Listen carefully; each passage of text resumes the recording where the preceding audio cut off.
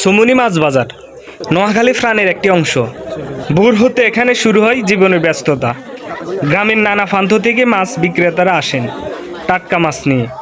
ইলিশ, রুই, কাতলা, পুঁটি, শিং, মাগুর সবই মেলে এই জায়গায়।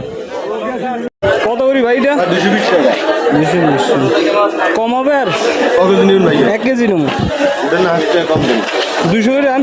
একটা সত্যি কথা ভাই, দরদাম, হাকডাক আর মানুষের ভিড়ে জমজমাট এই বাজার যেন জীবন্ত একটা ছবি। এই বাজার শুধু কেনাকাটার জায়গা না, এটা এক ধরনের মিলন মেলা।